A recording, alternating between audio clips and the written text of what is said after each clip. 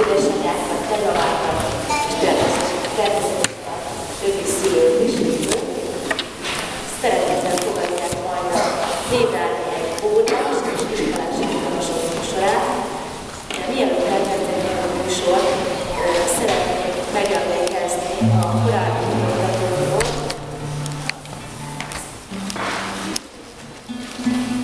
Ugyanis ez a műsor, ez hát szerintem most már több évtizedes hagyományra vezethető vissza.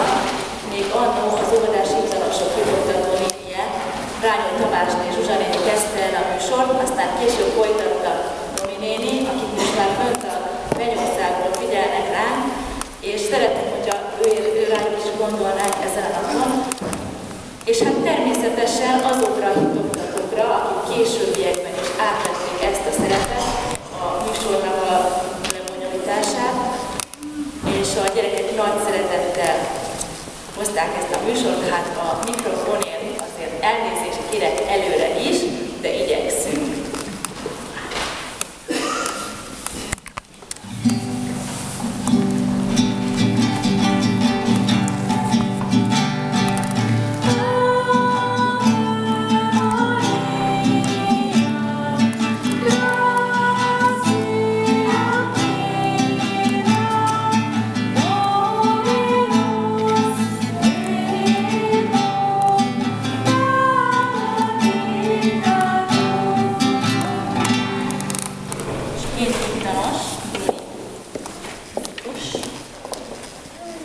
Szűzanya szobor elé tegyétek le, amit mondunk az egyik vázába.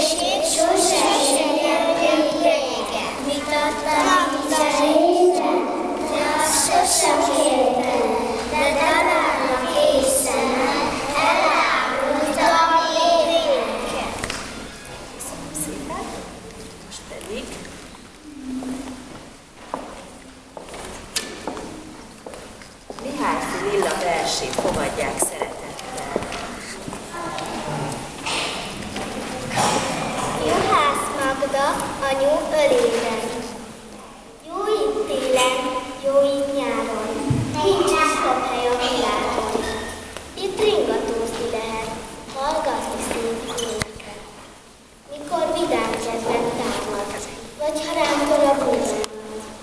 Ó,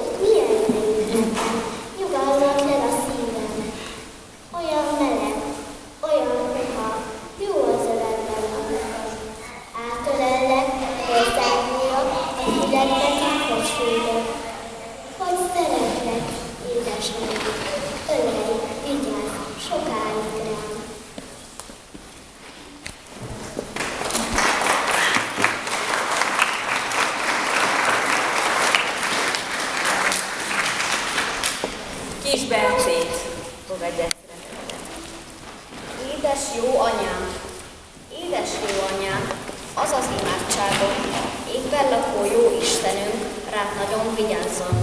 Szorja be utadat gyönge violával, jutalmazó két kezének minden áldásával.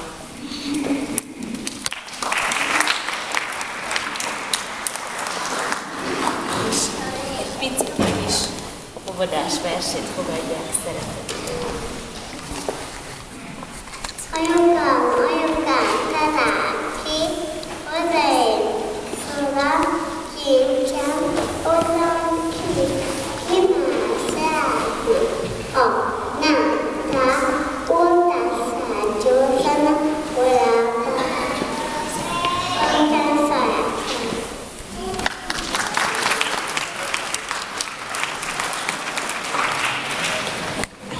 Köszönjük szépen a figyelmet, és akkor, ha megérkezik a virág, akkor minden kisgyereket én azt szeretném kérni, hogy kettesével, úgy, mint áldozásnál jöjjenek ki a gyerekek, szép sorba, és akkor tényleg mindenki oda tud menni ügyesen az anyukájához. Először azok a gyerekek, akik kis keresztet is kapnak, utána akik voltak áldozó és utána menjünk oda az édesanyához, maradjunk ott mellettünk, addig, amíg az áldást nem kapjuk, és akkor térjünk arra. Akinek nincs itt az édesanyja, elviszi hatalommal. És a mise naplókkal kapcsolatban az áldás után majd a sekres csépe lehet